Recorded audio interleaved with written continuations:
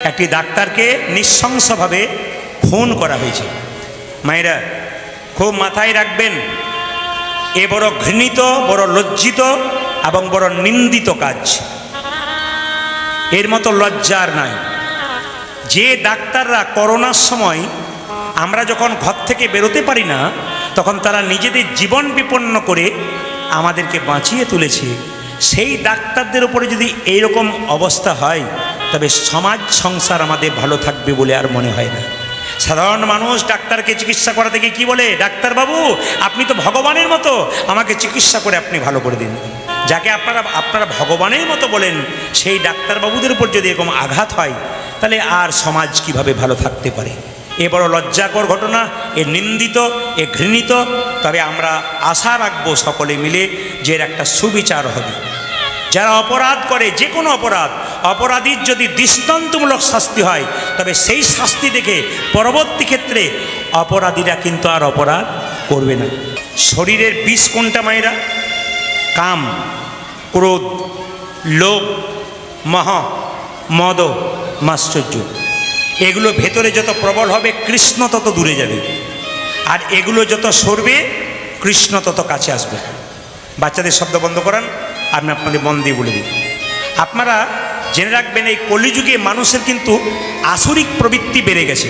এইদিকে কলিযুগের মানুষের আসরিক প্রবৃত্তি বেড়ে গেছে। কেন বলুন তো? আর মানসিক প্রবৃত্তি নেই। দেখবেন কথায় কথায় মারামারি, ঝগড়া, বিবাদ, কলহ লেগেই আছে। খুন, হিংসা, এগুলো লেগেই আছে। তার প্রমাণ আপনারা দেখতে পাচ্ছেন কয়েকদিন ধরে। হিন্দুদের 33 কোটি দেবদেবীর মধ্যে মা মনসা অন্যতম। মায়েরা, এই মা মনসা অন্যতম। মায়ের জন্ম আমরা মনসামঙ্গল কাব্য পড়লেই জানতে পারি মায়ের জন্ম কথা। এই দিকে তাকাবেন কীরকম। এক সময় দুর্গা দেবী মানে পার্বতী একটা সুন্দর নন্দন কানন তৈরি করেছিল, বন। শিব সেটা জানতো না। এত সুন্দর নন্দন কানন তৈরি করেছে। এখন নারদ মুনি বাবা ভোলাকে কৈলাস পর্বতে গিয়ে বলল, তুমি তো জানো না পার্বতী একটা সুন্দর নন্দন কানন তৈরি করেছে। এখন শিবের দেখার ইচ্ছা হয়ে গেছে মায়েরা। শিব যেই না দেখতে গেছে, ওই নন্দন কাননে সুন্দর গাছ, সুন্দর পাখি, সুন্দর পুকুর, সেই পুকুরে ফুটে থাকা কিছু পদ্ম ফুল। ওই পদ্ম ফুলের সামনে পুকুরের ধারে দাঁড়িয়েছিল। হঠাৎ বাবা ভোলানাথের কাম বাসনা জাগলো। আর কাম বাসনা জাগার সঙ্গে সঙ্গে ভোলানাথের রতিটা পড়ল পদ্ম ফুলের ওপরে। আর সেই পদ্ম ফুল থেকে জন্ম হলো মা মনসা দেবীর। খুব মন দিয়ে শুনে নেবেন। ওই পদ্ম ফুল থেকে জন্ম হলো মা মনসা দেবীর। মা সঙ্গে সঙ্গে পাতাল প্রবেশ করলেন। আর পাতালে নাগরাজ বাসুকীনাথ তাকে গ্রহণ করল এবং ভগ্নী মানে বোন রূপে তাকে কাছে রাখলো। এক সময় বাবা ভোলানাথ ওই পাতালে যেই না প্রবেশ করেছে, মা মনসাকে দেখে চমকে গেছে। এত সুন্দর রূপ তার, এত সুন্দর দেখতে, খুব ভালো লেগেছে। সঙ্গে সঙ্গে মা মনসা দেবী বাবা শিবের কাছে করজোরে প্রার্থনা করে বলল, আপনিই তো আমার বাবা, আমি তো আপনার মেয়ে, আপনার কাছ থেকে তো আমার জন্ম হয়েছে। বাবা শিবের খুব খুশি হয়ে গেল মায়েরা।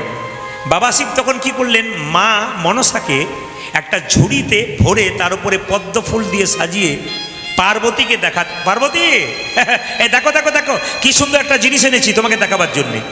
এখন ঝুড়ির ভেতরে ঢুকে আছে কে? মা মনসা। ওপরে কিন্তু পদ্ম ফুল দিয়ে সাজানো আছে। এখন বাবা ভোলা বললাম একটু ধ্যান করে নিই, তারপর তোমাকে দেখিয়ে দেবো। বাবা ভোলা কিছুটা দূরে গিয়ে ধ্যান করছে। আর সেই সময় মা পার্বতীর মনে ইচ্ছা জেগেছে, কি এমন জিনিস এনেছে, একবার ফুলগুলো তুলে দেখলে হয় না?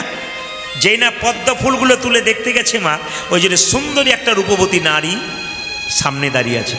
পার্বতী মনে মনে ভাবলো, তাহলে এটা আমার সতীন, মানে শিব ঠাকুর আবার নতুন বিয়ে করেছে, এটা আমার সতীন বটে। এখন পার্বতী দেবী মা মনসাকে অকথা কুকথা নানা রকম বলতে লাগলো। এখন মা মনসা রেগে গিয়ে সাপের রূপ ধারণ করে পার্বতীর কপালে দংশন করল। আর পার্বতী যে না অজ্ঞান হয়ে পড়ে গেল, গোটা শরীর বিষ মাখা হয়ে গেছে।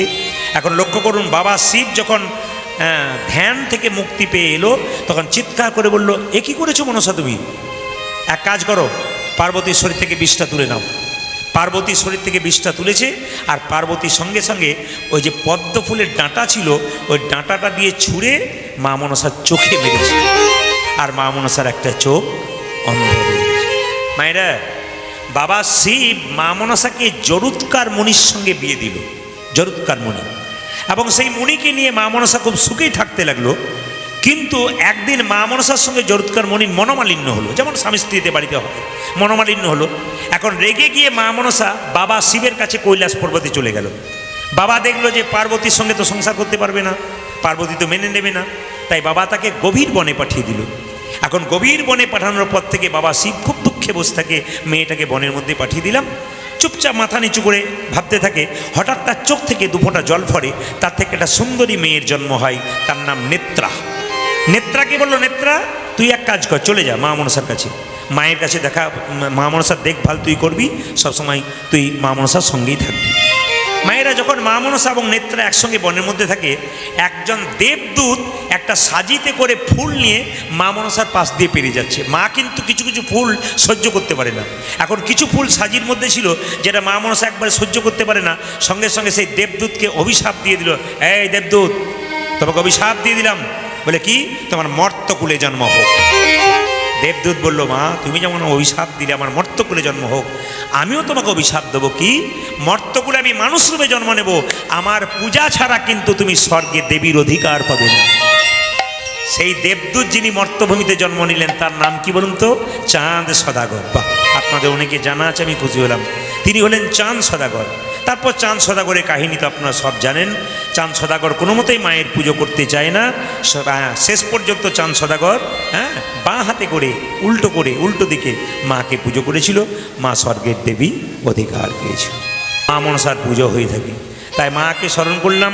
আপনারা অনেকেই জানেন, আমার কার্ড বা ঠিকানা নিলে দেখবেন ওপরে জয় মা মনসা লেখা আছে। আমার বাড়িতে 9টি মা মনসা আছে। আমাদের 5 পুরুষ থেকে মা মনসার পুজো হয়, শিলামূর্তি, এবং সেখানে আমার জেঠিমা একটা প্রদীপ দিয়েছিল মায়ের মন্দিরে। তখন সেই মায়ের পেটে যখন আমি ছিলাম, তখন জেঠিমা বলেছিল যদি ছেলে হয় তাহলে প্রদীপই নাম রাখবে। এই জন্য মা আমার কুলদেবী, এবং মায়ের কৃপাতে আমি কৃষ্ণ ভজনের পথে আসতে পেরেছি। মায়ের আশীর্বাদে আজকে এখানে আসতে পেরে আমি নিজেকে ধন্য মনে করছি। এর আগে আপনারা দেখেছেন বা জানেন কিনা জানি না, দেখবেন রাস্তাতে দুটো ছেলে মেয়ে ভালোবাসা করেছিল, এমন অবস্থা দেখেছি আমরা। অনেক ঘটনা আপনারা দেখবেন পেপারের মাধ্যমে, যে ছেলে মেয়ের মধ্যে ভালোবাসা করেছিল, তারা রাস্তাতে মেয়েটাকে ধরে ছেলেটা কুপিয়ে খুন করছে, মানুষ দেখছে। এরকম ঘটনা কিন্তু ঘটেছে।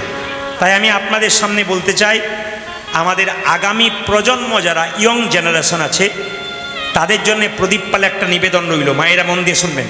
আর এখানে যারা কম বয়সের ছেলে মেয়ে আছে তাদের কাছে নিবেদন, শুধু এখানকার নয়, পশ্চিমবাংলা তথা সারা ভারতবর্ষের প্রত্যেকটা কম বয়সের ছেলেদের কাছে একটা নিবেদন রইল। আমি একটা কথাই বলতে চাই, কি প্রেম ভালোবাসা একটা ছেলে মেয়ের মধ্যে হয় না। কামনা হয়, কাম বাসনা হয়, আকাঙ্ক্ষা থাকে, প্রেম হয় না। এ কথা আমার কথা নয়, শেক্সপিয়র বলেছেন, বিখ্যাত মানুষ। তিনি বলেছেন একটা ছেলের সঙ্গে একটা মেয়ের বন্ধু হতে পারে না, প্রেম হতে পারে না। শুধুমাত্র প্রেম যেটাকে আপনারা দেখছেন, তাদের কামনা বাসনা আকাঙ্ক্ষা আবেগ ছাড়া আর কিছু হয় না, শুধু চাওয়া পাওয়া আর কিছু না। যদি চাওয়া পাওয়া না থাকতো তাহলে এমন হত্যা হতো। সবার কাছে নিবেদন রইল। এই জন্য বলে রাখি, শুধু শেক্সপিয়র বলেছেন তা নয়, হুমায়ুন আহমেদ তিনিও বিখ্যাত মানুষ, ওই একই কথা কিন্তু বলেছেন। আইরিশ কবি একজন আছেন, তিনি পর্যন্ত ওই একই কথা বলেছেন। তা আপনাদের কাছে নিবেদন রইল যে যেখানে বসে আছেন, আমি প্রত্যেকটি প্রজন্মের ছেলেদেরকে বলবো, বাবা মা কষ্ট করে ছেলে মেয়েকে মানুষ করছে, নিজেরা না খেয়ে না পড়ে, সেই ছেলেদেরকে বলবো এমন কিছু কাজ করো না যাতে বাবা মায়ের মাথা নিচু হয়ে যায়।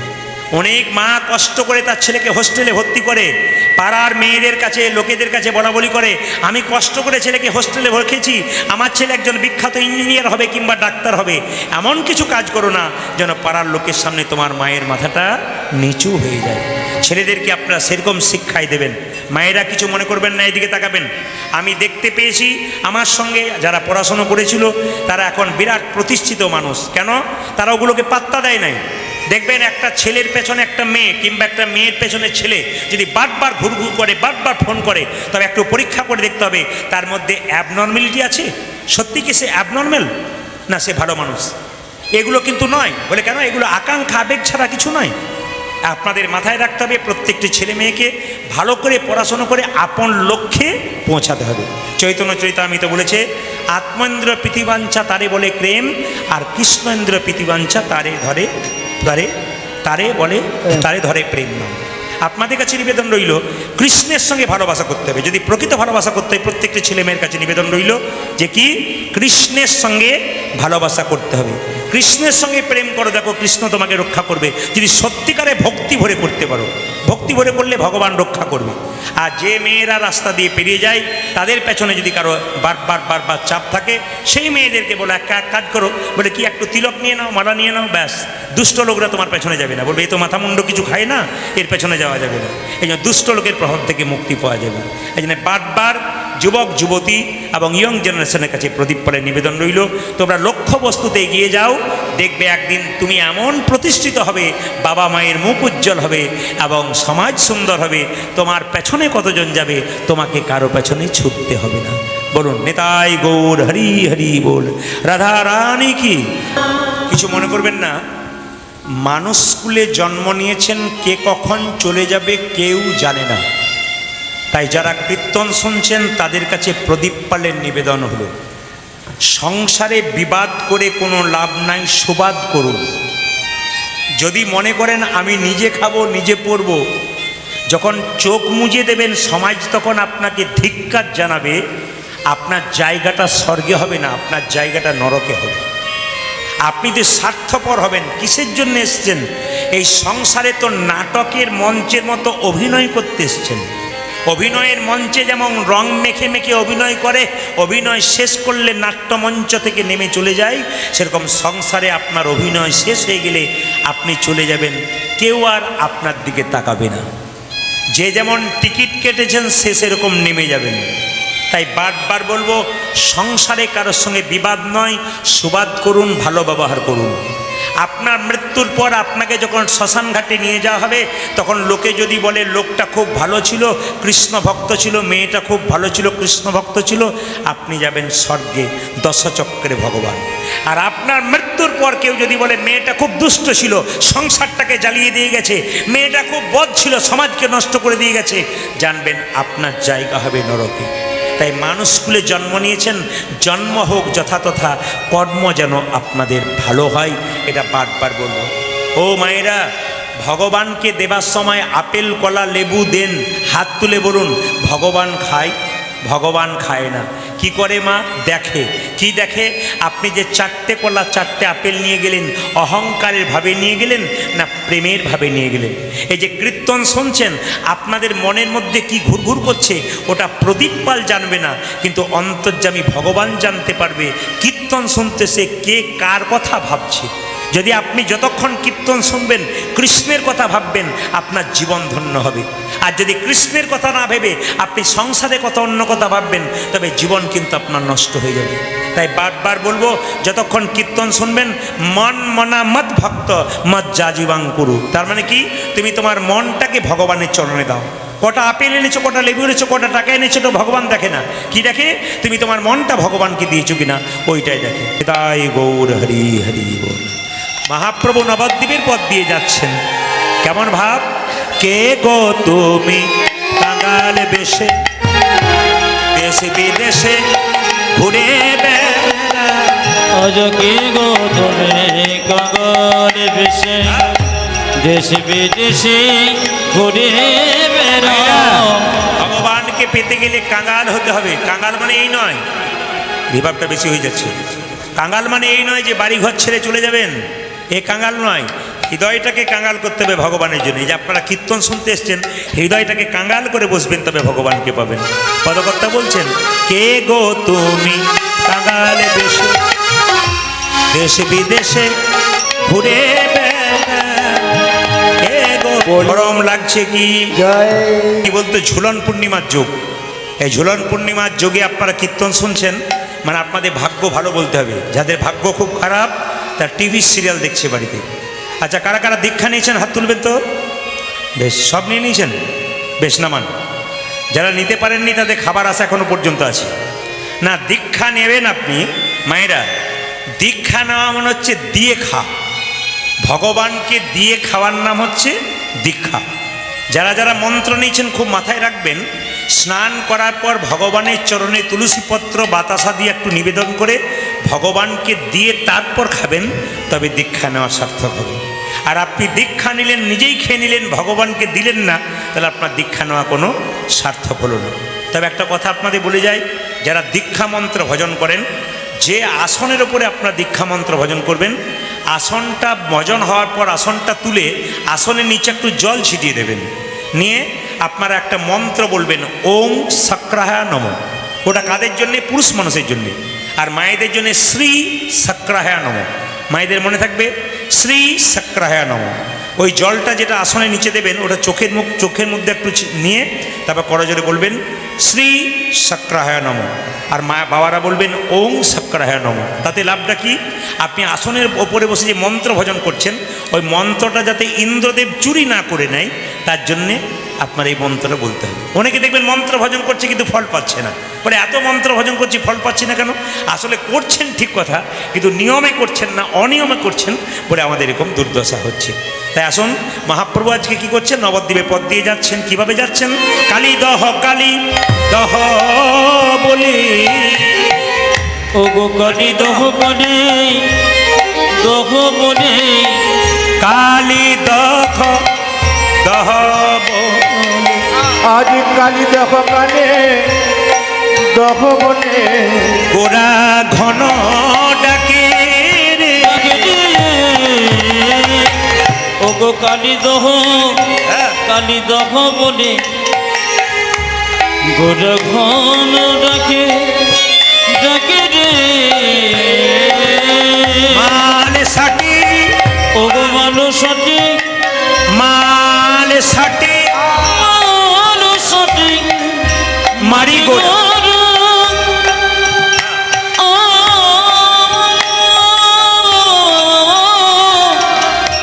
চলিল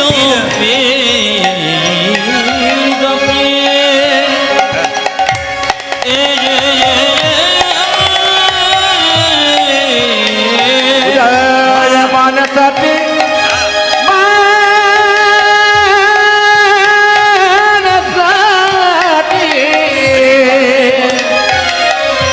আজ মাঝি গোরা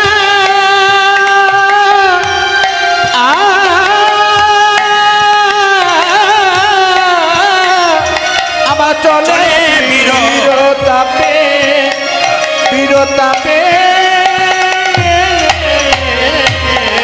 চলে যাই চলে যাই দেখো দেখো চলে যায় মাল সাটি মারি গোরা, চলে যাই ও মাল সাথে ওরে গোড়া চলে যায় এ মাল সাটি মারি গোরা, চলে যাই মানুষটি মনে গোরা, কালী দহ বলে, মানুষটি মনে গোরা, কালী দহ বলে মানুষটি মনে গোরা, কালী দহ বলে মানুষটি মনে গোরা, কালী দহ বলে মানুষটি মনে গোরা, কালী দহ বলে চলে যায় ও গো মানুষটি মনে গোরা,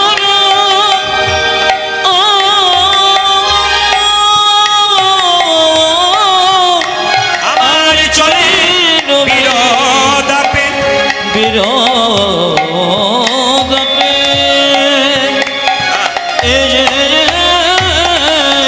চলে বীরতাপে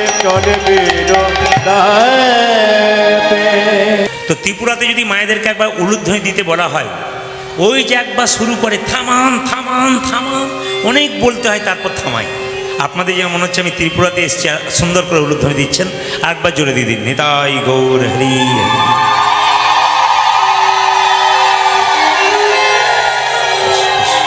বেশ বেশ বেশ, হরে কৃষ্ণ বলি। বেশ, আমি দুটি প্রশ্নের উত্তর দিয়ে গৌরচন্দ্রিকা শেষ করব। মায়েরা বলছে হরিনামে দীক্ষা নিলে কি হয়, আর হরিনামে দান করলে কি হয়, এই দুটি যুক্তি আপনাদের বুঝিয়ে দেবো। আপনাদের গ্রামটার নাম কি? শঙ্করপুর, তাই তো? হরে কৃষ্ণ, জোরে বলবেন শঙ্করপুর। হ্যাঁ না না, দু চারজন শঙ্করপুর তো? আচ্ছা, এই শঙ্করপুরে যে কীর্তন হচ্ছে কিছু মনে করবেন না। একটা ছেলে ভিক্ষা করতে এসছে, তার বয়স হচ্ছে 10 বছর, খুব 10 বছর, খুব বাচ্চা ছেলে। তো ভিক্ষা করতে বেরিয়েছে। তো গ্রামের একজন দোকানদার জিজ্ঞেস করছে, হ্যাঁ রে হে খোকা, তোর এত সকাল সকাল সন্ধে হলো কেন? দেখবেন আমাদের কোনো ছেলে যদি খুব কম বয়সে হরিনাম করে, আমরা কি বলি? এখন থেকে বুড়ো বিকি রে, এখন থেকে বুড়ো বয়স। আরে বুড়ো হলে কীর্তন করবি, এখন করবি না। এই যে আমাদের একটা শিক্ষা আছে মা বাবাদের, এটা আপনাদের বারবার বলি, এই শিক্ষা আপনাদের বাচ্চাদেরকে দেবেন না। বাচ্চাদের পড়াশুনো করান, শিক্ষা দেন, স্কুলে নিয়ে যান, সব কিছু করবেন, কিন্তু ভগবান ভজনা যেন করতে পারে এ কথা কিন্তু মনে রাখবেন। আপনি যদি কৃষ্ণ ভক্ত সন্তান তৈরি করতে পারেন, তাহলে মাথায় রাখবেন এই সন্তান কিন্তু ভবিষ্যতে আপনাকে দেখবে, তার মধ্যে বিবেক তৈরি হবে। আর আপনি বড় ইঞ্জিনিয়ার করলেন, ডাক্তার করলেন, কিন্তু মা বাবার সঙ্গে কোনো সম্পর্ক রাখলো না, এ শিক্ষার কোনো দাম হলো না। এমন শিক্ষা দিতে হবে, সে ইঞ্জিনিয়ার হবে, ডাক্তার হবে, বড় প্রতিষ্ঠিত মানুষ হবে, কিন্তু মা বাবাকে যেন ভুলতে না পারে। এই বিবেকটা কিন্তু দরকার আছে। আমি একটা ছোট্ট প্রমাণ আপনাদের দিয়ে দিই, একটু মন দিয়ে শুনে নিন। ছোট্ট প্রমাণটা কি সবাই লক্ষ্য করুন। একটা ছোট্ট ছেলে গ্রামে ভিক্ষা করতে এসছে, দোকানদার জিজ্ঞেস করছে, এ খোকা, এত সকাল সকাল সন্ধে হলো কেন? ছেলেটা বলে উঠলো, 10 বছর বয়স তো, বলছে সকাল সকাল না বেরোলে সন্ধ্যার আগে পৌঁছানো যায় না। ততটা বুঝতে হবে কিন্তু, সকাল সকাল না বেরোলে সন্ধ্যার আগে। আরে বাবা, সকাল সকাল সাজবেন তবে ঠিক সময়ে ভগবানের কাছে পৌঁছাবেন। আর বুড়ো বয়সে ভগবানের নাম করবেন, তখন চোখে দেখতে পাবেন না, হাত ভালো করে চলবে না, পা চলবে না, তখন আপনার কৃষ্ণ ভজন আর হবে না। ওই জন্য সকাল সকাল ভজন করতে হবে। এখন ছেলেটি যে গ্রামে ভিক্ষা করতে এসছে, ওই গ্রামটার নাম সত্যগ্রাম। আপনার যেমন শঙ্করপুর গ্রাম, ওই গ্রামটার নাম সত্যগ্রাম। তা দোকানদার বলছে, জানিস যে গ্রামে তুই ভিক্ষা করতে এসছিস সেই গ্রামের নাম সত্যগ্রাম। ছেলে বললো, তাহলে এখানে সবাই সত্য কথা বলে? বলে হ্যাঁ রে, তুই যাকে জিজ্ঞেস করবি সেই সত্য কথা বলে। বলে একবার চেষ্টা করে দেখি। বলে হ্যাঁ দেখ। এখন মায়েরা, ছোট্ট ছেলেটা ভিক্ষা করতে গ্রামে ঢুকেছে, তা ঢুকবি তো ঢোক, একটা বুড়ি মায়ের বাড়িতে 80 বছর বয়স, তার দরজায় ধাক্কা দিচ্ছে আর গাইতে গাইতে যাচ্ছে, ওরে মন মনি রে মন রে। ভিখারি ভিক্ষা করতে আসে হরিনাম দিয়ে, কিন্তু এই চৈতন্যপূর্ণ একটা জ্ঞান দিচ্ছে মানুষকে। এই গানটার দ্বারা সত্যগ্রামে ভিক্ষা করছে কে? ওই বাচ্চা ছেলেটা, আর গাইছে, ওরে মনি মনি রে মন রে। কি লাগি আইলি ভাবে, ওরে মন মন রে, ইলগে জয়িলে হবে। ওরে মন মন রে কি লাগি আইলি ওরে মন মন রে বিলাগে যাই ববে। ওরে মন মন রে, ইলগে জয়িলে হবে। মানুষ হইয়া জন্ম লভিলি, ও মানুষ হইয়া হরিণ ভজলি, মানুষ হইয়া হরিনা ভজিলি, ও তুই মানুষ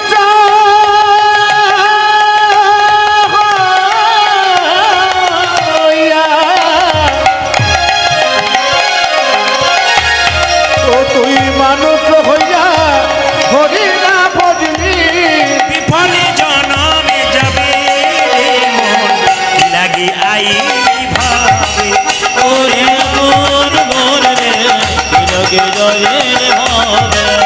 ওরে মন মন রে কি লাগি আই ভাবে। ওরে মন মন রে ইয়াই আই হবে।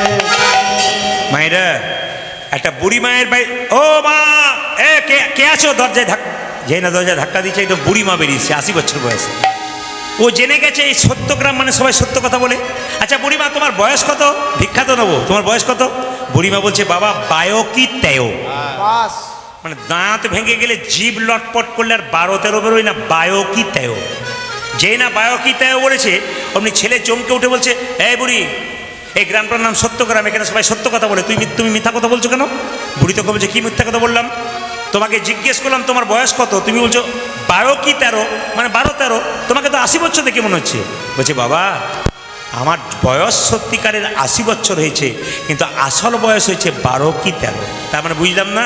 বলছে, খুব কম বয়সে বিয়ে হয়েছে, সংসার করতে করতে দীক্ষা নেবার সময় হয় নাই, গুরুমন্ত্র নেবার সময় হয় নাই, এই 12 কি 13 বছর আমি গুরুমন্ত্র নিয়েছি, ওই জন্য আমার বয়স হলো 12 কি 13। তার মানে আপনারা যারা কীর্তন শুনতে এসছেন, যারা গুরুমন্ত্র নিয়েছেন, যে বয়স থেকে নিলেন আজ পর্যন্ত যে বয়সটা হলো, এটা আপনার ভগবানের জগতে আপনার বয়সটা হইল।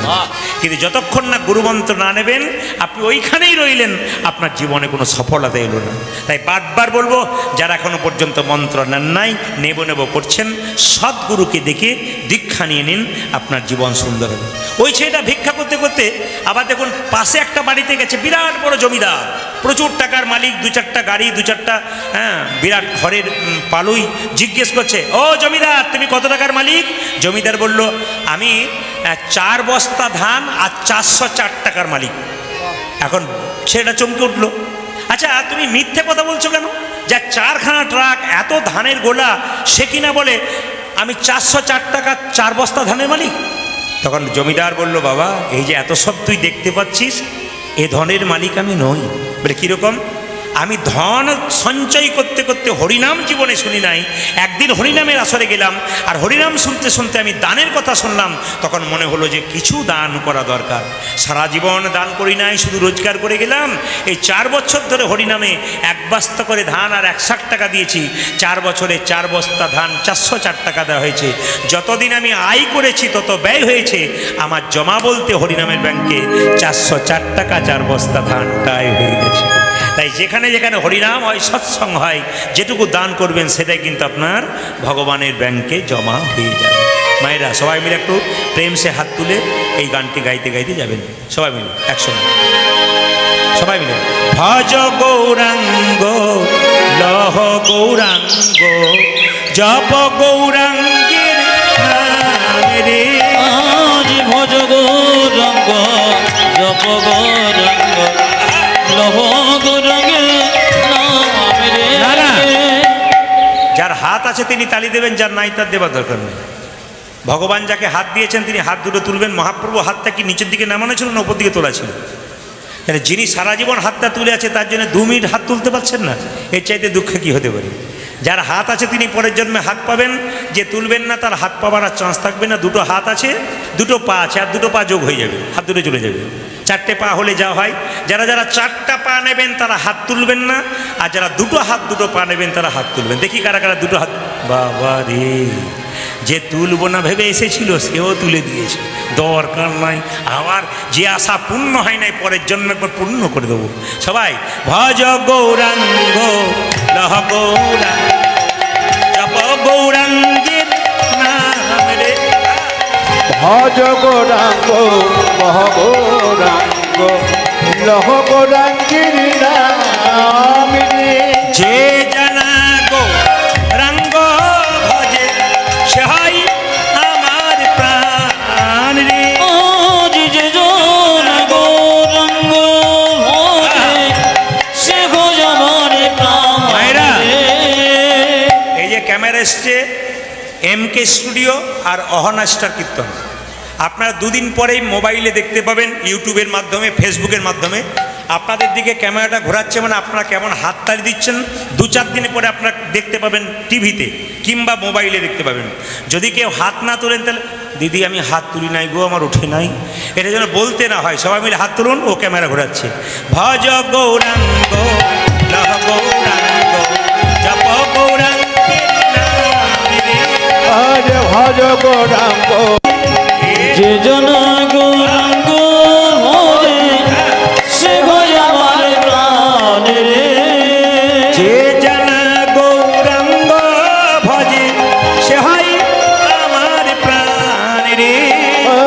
যে জোড়া গৌরাঙ্গ ভজে সে ভজ আমার নাম রে। ভজ গৌরাঙ্গ লহ গৌরাঙ্গ জপ গৌরাঙ্গের নাম। বলো ধ্বনি। ভজ গৌরাঙ্গ মহ গৌরাঙ্গ মহ গৌরাঙ্গের নাম রে। ভজ গৌরাঙ্গ লহ গৌরাঙ্গ লহ গৌরাঙ্গের নাম। ও গো ভজ গৌরাঙ্গ।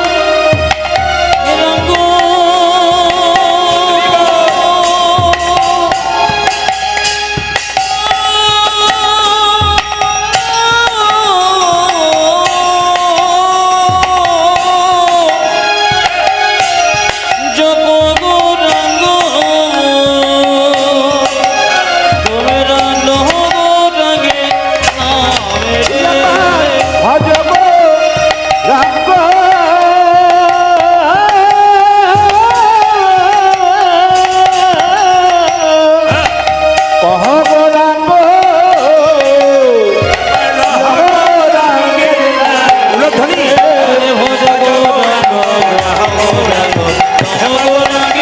নাম রে ভজ গৌরাঙ্গ গৌরাঙ্গ গৌরাঙ্গীর নাম আরে ভজ গৌরাঙ্গ গৌরাঙ্গীর নাম রে ভজ গৌরাঙ্গ গৌরাঙ্গীর নাম দিন পঞ্চাননে গাই গৌরাঙ্গ চরিতে গৌরাঙ্গ চরিতে পুরবের ভাব গোরা মনেতে পড়েছে মনেতে পড়েছে ছোট্ট একটি তাল ছিল, এটা বাদ দিয়ে দিলাম লীলার মধ্যে প্রবেশ করবে বলে। সবাই মিলে একবার বলুন রাধে রাধে, আরো জোরে বলুন, আরো जोर से बोलना पड़ेगा, बहुत जोर से बोलो, प्रेम से बोलो, আরো জোরে বলো না। বাহ বাহ বাহ বাহ। কাল থেকে সকালবেলায় যে যাকে দেখবে রাধে বলবি তো, কাল সকাল থেকে জোরে বলুন রাধে রাধে। আচ্ছা, বন্ধু বন্ধুকে দেখলে কি বলবেন? জোরে বলুন রাধে, জোরে বলবেন কি তো? বন্ধু বন্ধুকে দেখলে কি বলবেন? বান্ধবী বান্ধবী দেখলে কি বলবেন? স্বামী স্ত্রী ঝগড়া হলে কি বলবেন? তখন বলবে না, জোরে বলুন রাধে রাধে। চলুন আমরা বৃন্দাবনে যাই। চলো রে চলো মন, চলো হরি দর্শন, হরি দর্শন জয় রাধে জয় কৃষ্ণ কৃষ্ণ জয় বৃন্দাবন। হরি বল। একবার চলো রে চলো হরি দর্শন জয় জয় রাধে জয় কৃষ্ণ জয় বৃন্দাবন। চলো রে চলো হরি দর্শন জয় রাধে জয় কৃষ্ণ জয় বৃন্দাবন।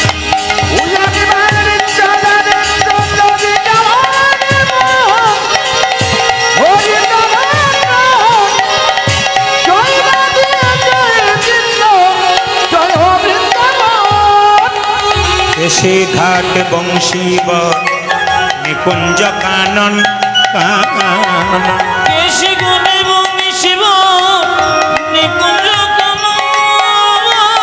এসে ঘাট বংশীব নিকুঞ্জ কানন কানন।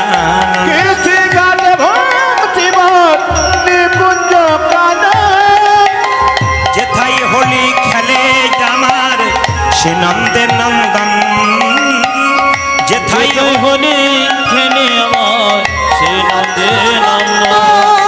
যেথায় হোলি খেলে আমার সে নন্দের নন্দন। যেথায় হোলি খেলে আমার শ্রীনন্দে নন্দন। চলো রে চলো মন, হরি দর্শন জয় রাধে জয় কৃষ্ণ জয় বৃন্দাবন। ধ্বনি একবারে চলো রে চলো হরি দর্শন জয় রাধে জয় কৃষ্ণ জয় বৃন্দাবন। যেথায় আছে মা যশোদা স্নেহের শিরমণি মন, যেথায় আছে মা যশোদা স্নেহে শিরোমণি। যেথায় আছে মা যশোদা স্নেহে শিরমণি, যেথায় আছে মা যশোদা স্নেহে শিরোমণি। নিজের গোপালকে কোলে লইয়ে আওয়া তো নবনী। আহার নিজে গোপনে কোলে লয়ে খাওয়াইছে নবনী।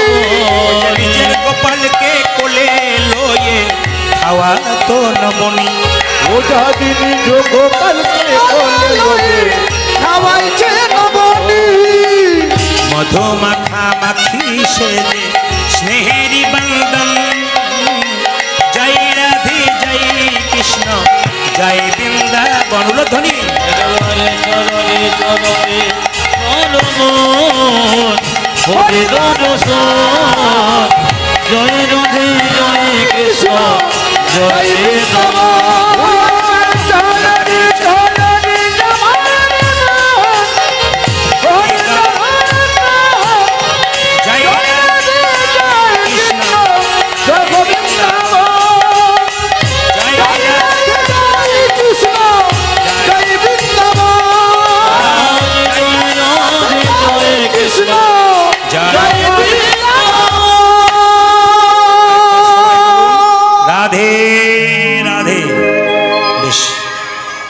আজ আপনাদের সামনে নিবেদন করতে চাই, আবার একবার বয়স্ক বাবারা যারা এসছেন তাদের চরণে কোটি কোটি ধন্যবাদ প্রণাম জানালাম, ভক্তিমতী মায়েদের চরণে জানালাম। কোনো শব্দ না করে কীর্তন গান শ্রবণ করুন। আজকে যে লীলাটি গাইব, মায়ের হাতে একটা সাপ আছে, নেই মায়েরা? কৃষ্ণ একটা সাপের মাথায় নেচেছিল, সাপটার নাম কি? কালীয় নাগ। এই কালীয় নাগের 100টা ফণা ছিল, তার চাইতে অধিক ছিল। একটু মন দিয়ে শুনবেন। এই যে কৃষ্ণ সাপের মাথায় না ছিল, কই আমাদের মাথায় না ছিল না কেন? সাপটা কিছু ভালো কাজ করেছিল, যার জন্য ভগবান নেচেছিল। আপনারা কীর্তন শোনার পর আপনাদের ভক্তি জন্মাবে, চুপচাপ শুনবেন, দেখবেন আপনাদের মাথার উপরে ভগবান থাকবে। বলে না, ওরে মাথার উপরে ভগবান আছে, আমার চিন্তা কি আছে? ঘরের চালটা না থাক, ভগবান তো আছে। এই ভগবান যদি সত্যি মাথার উপরে রাখতে পারেন, ভগবানের কৃপা আপনারা পাবেন।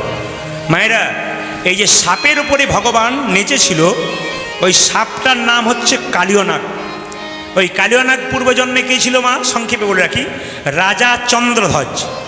এই চন্দ্রধ্বজের পেটে একবার প্রচণ্ড যন্ত্রণা হয়েছিল, কেউ ভালো করতে পারছে না। একজন কবিরাজ বলল, রাজা তোমার পেটের যন্ত্রণা ভালো হতে পারে, একটা উপায় আছে। তুমি যে রাজবাড়িতে বাস করছো, তার পেছন দিকে একটা সরোবর আছে। সেই সরোবরে একটা রাজহাঁস খেলা করছে, তাকে ধরে হত্যা করে তার পিত্তটা খেতে পারলে তোমার পেটের যন্ত্রণা ভালো হবে। মায়েরা, রাজহাঁসটাকে যখন ধরে আনলো, রাজহাঁস কেঁদে কেঁদে বললো, রাজামশাই আমাকে না মেরে যদি একটা কথা শোনো, আমিও বেঁচে যাব আর তোমার পেটের যন্ত্রণা ভালো হবে। বলে কীরকম? যে সরোবর থেকে আমাকে ধরে আনলে, সেই সরোবরের উত্তর দিকে একটা গাছের উপর এক মুনি, মানে একজন বৈষ্ণব মুনি পা দোলাচ্ছে, তার চরণ ধোয়া জল যদি পান করতে পারো, তোমার পেটের যন্ত্রণা কিন্তু ভালো হয়ে যাবে। মায়েরা, তিনি কি করলেন? রাজা বলে কথা, একটা সোনার পাত্র নিয়ে গিয়ে বৈষ্ণবকে বলল, বৈষ্ণব তোমার ডান পাটা এগিয়ে দাও। ডান পাটা যখন এগিয়ে দিল, পুঁজ আর রক্ত, ছি, এই জল আমি পান করতে পারবো না। আর বাঁ পাটা যখন এগিয়ে দিয়েছে, পুঁজ রক্ত তো রয়েছে, তার সঙ্গে পোকা কিলবিল কিলবিল করছে, কিন্তু জল পান করতে পারলো না। রাজা একটা ভালো কাজ করলো, বৈষ্ণবের চরণ ধোয়া জল মাথায় করে নিয়ে এলো। তাহলে বৈষ্ণবের চরণ ধোয়া জলের কত গুণ আছে দেখুন। সব বৈষ্ণবের নয়, কিন্তু প্রকৃত শুদ্ধ বৈষ্ণব যারা হয়, তাদের চরণ ধোয়া জল যদি আপনি মাথায় নিতে পারেন, ভগবানের কৃপা আপনার হতে পারে। এখন লক্ষ্য করুন, যখন দেখতে পেল রাজা চন্দ্রধ্বজ জলপান করলো না, বাড়িতে স্বামীকে, চন্দ্রধ্বজের স্ত্রী, দুটো স্ত্রী ছিল, চন্দ্রধ্বজ রাজার দুটো স্ত্রী ছিল, বলে স্বামী জলপান করতে পারলে না, কই দিকে আমাদের দাও, আমরা জলপান করব। দুজন স্ত্রী যখন জলপান করেছে, তখন সেই মুনি ছুটে এসে বলল, রাজা এ তুমি কি করলে?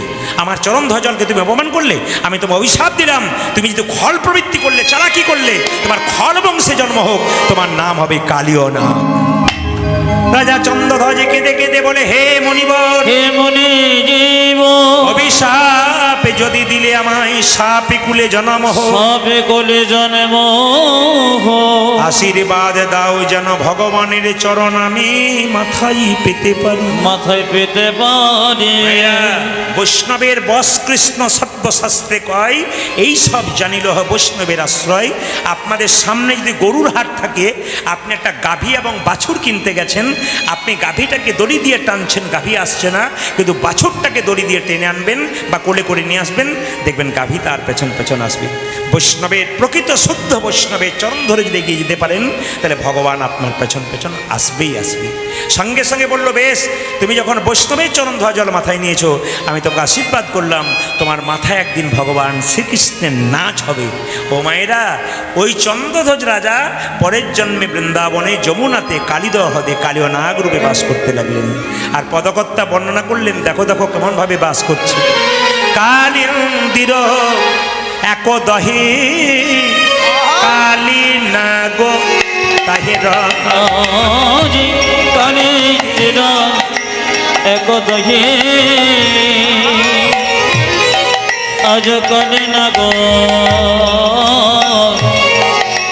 তহে রহে, কালিন্দির একদহে কালী নাগ তাহের, আজকালে চির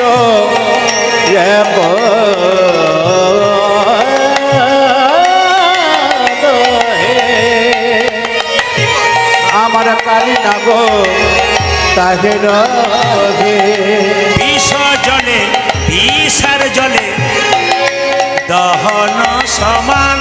দেখলাম দেখিল বিশ্বজনে, বিশ্বজনে দহন সমান। বিষার জলে দহন সমান ওই দেখলাম দেখলাম বিষার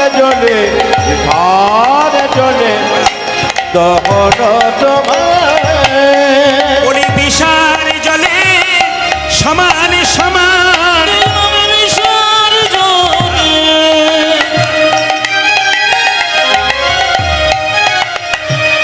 সমানে সমান বিষার জলে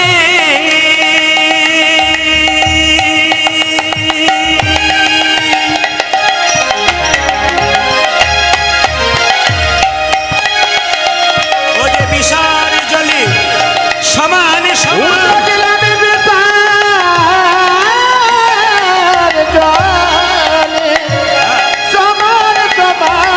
কালিন্দির এক জলে বিষার জলে সমান সমান বিষার জলে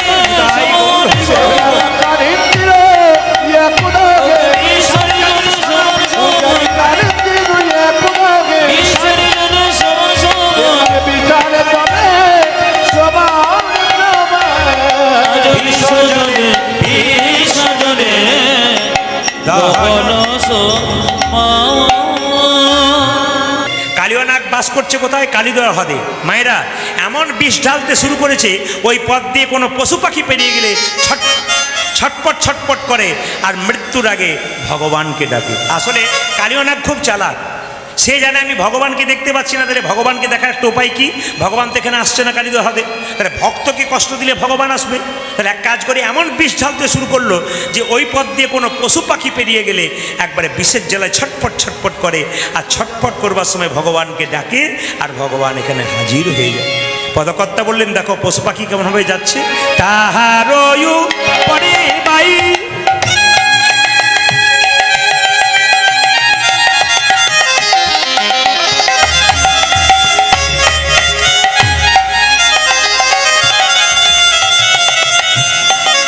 যদি পাখি উড়ে যাই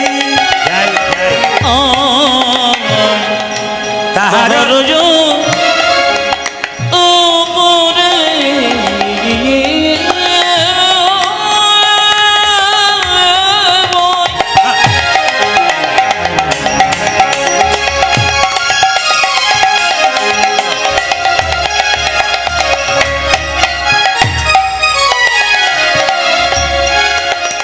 পাখি জুড়ে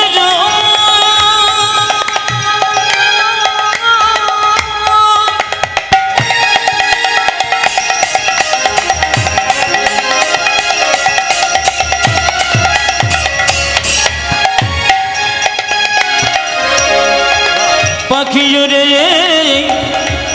জুড়ে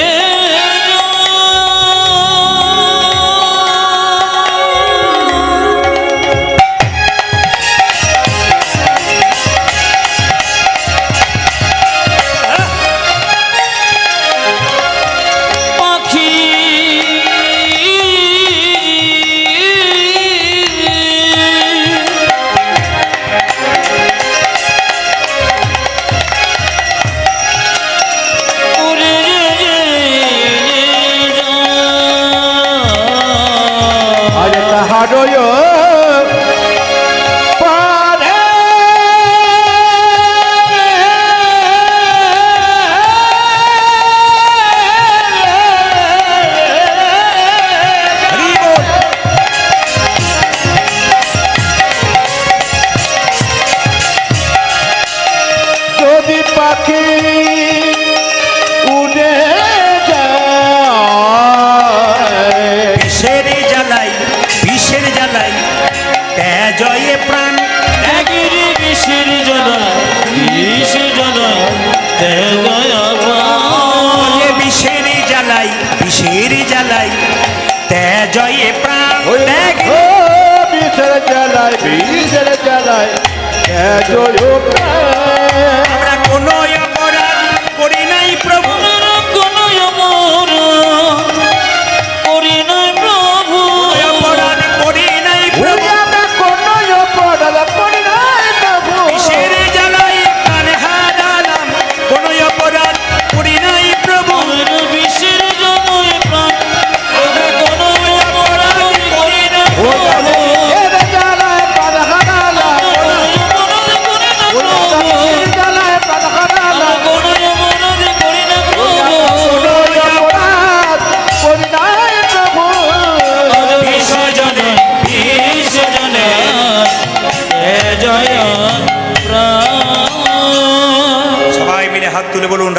রানী কি? আচ্ছা, শ্যাম সুন্দর কি? মায়েরা, এইবার দেখুন, কালিয়নাগ যেখানে বাস করে, পশু পাখি সেই পথ দিয়ে পেরোতে পেরোতে বিষের জ্বালায় ছটপট ছটপট করে মরে, আর মরবার আগে ভগবানকে ডাকে। মায়েরা কেঁদে কেঁদে কি বলে? হে প্রভু, বৃন্দাবনে বাস করলাম, নদীর জল খেলাম, গাছের ফল আহার করলাম, আর তোমার নাম করলাম। ওগো প্রভু, তুমি আমায় রক্ষা করো। এবার লক্ষ্য করুন, ভগবান শ্রীকৃষ্ণ যখন দেখলো ভক্ত যখন কাঁদছে, ভগবানকে যেতে হবে, তাই মা যশোদাকে কৃষ্ণ গিয়ে বলছে, মা আমাকে সাজিয়ে দাও। বলে কেন, কোথায় যাবি? মা আমায় সাজাইয়ে দাও, মা সাজাইয়ে দাও, আমায় সাজাইয়ে দাও, সাজাইয়ে দাও, সাজাইয়ে দাও, মা সাজাইয়ে দাও। তুমি আমায় সাজায় দাও, সাজায় দাও। কোঠে যাবার সময় হলো, সাজাইয়ে দাও, মা সাজাইয়ে দাও। আমার গোষ্ঠে যাবার সময় হলো, সাজাইয়ে দাও মা, সাজাইয়ে দাও। দামে সুদামে দাঁড়াইয়ে আছে, সাজাইয়ে দাও, মা সাজাইয়ে। উদয় সিনার সুদান দাঁড়ায় আছে, সাজায় দাও, সাজায় দাও। দামে সুদামে দাঁড়াইয়ে আছে, সাজাইয়ে দাও, মা সাজাইয়ে দাও। আমার সিনাম সুদান দাঁড়ায় আছে, সাজায় দাও, মা সাজায় দাও। আমার আরে যে ধরে ধরে না মা, সাজাইয়ে দাও, মা সাজাইয়ে দাও। আগো আমার ধরে ধরে না মা, সাজাইয়ে দাও মা, সাজাইয়ে দাও। আমার কোঠে যাবার সময় হলো, সাজাইয়ে দাও, মা সাজাইয়ে দাও। তুই আমার কোঠে যাবার সময় হলো, আর যে ধৈর্য ধরে যাবার সময় হলো, যাবার সময় হলো। ওই আমার সাজায় দাও, সাজায় দাও। মায়েরা এদিকে তাকান। আসলে যেদিন কৃষ্ণ গোচারণে গিয়েছিল কালিয়নাগকে দমন করবার জন্যে, দাদা বলায়ের সেদিন জন্মদিন ছিল। আচ্ছা বলুন তো, আপনার বাড়িতে যদি দুটো ছেলে থাকে, একটা ছেলের জন্মদিন হয় আর একটা ছেলে বলে স্কুলে যাবো, আপনি যেতে দেবেন? যদি পরীক্ষা থাকে তবে দেবেন, এমনি যেতে দেবেন? বলে আজকে দিনটা বাড়িতে থাকবো বা কালকে যাবে। তা দাদা বলায়ের জন্মদিন, কৃষ্ণ খুব চালাক, জানে দাদা বলায় যদি থাকে তাহলে কালিয়নাগকে আমরা ইয়ে করতে পারবো না, দমন করতে পারবো না। আজকে দাদা বলায় জন্মদিনে দিব্যি আনন্দে মাতার হয়ে থাক, আর সেই ফাঁকে আমি কালিয়নাগকে দমন করে দেবো। ভগবান কত চালাক দেখুন। তাই বললো, মা আমি কি করব জানো? তুমি তো তোমার ছেলের কথা ভাবছো, কিন্তু আমি নবলক্ষ ধেনুর কথা ভাবছি। আমি যদি তাদের নিয়ে না যাই তবে তারা খাবে কি? মাগোই আমি চড়াবো বাছুর, ও মা ও মাগো আমি, মাগো আমি চড়াবো বাসো। মাগো আমি, মাগো আমি চড়াবো বাছুর, ও মা উড়ো মা গোয়ামে, মা গোয়ামে চোরাবো আধুরি। আমার পড়াইয়া দেহ ধরা, মন্ত্র পড়ি বাঁধি চূড়া। মাগো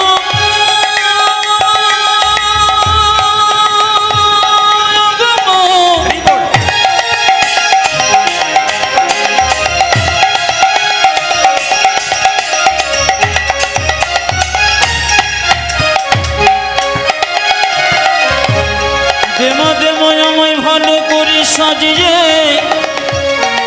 দেমা।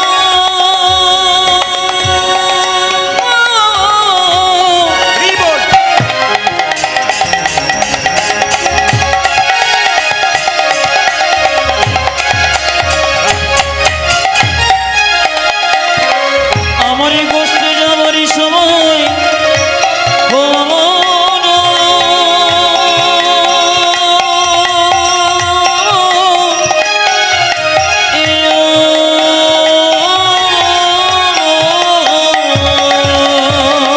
পড়াইয়া দেহ ধরা, মন্ত্র পড়ি বাঁধি চূড়া। উদয় পড়াইয়া দেখো দাদা, অন্ত পরিবারে তোরা। চরণেতে চরণেতে পড়া হল ফুল, তোমার চরণেতে চরণেতে পড়া হলো। চরণেতে চরণেতে পড়া হল ফুল, উড়ো মা চরণেতে, চরণেতে পড়া হলো। আমায় সাজাইয়ে দে মা, সাজাইয়ে দে, আমায় সাজাইয়ে দে, সাজাইয়ে দে। সাজাইয়ে দে মা, সাজাইয়ে দে মা। উড়ো মা সাজায়ে দে, মা সাজায়ে দে মা। কোঠে যাবার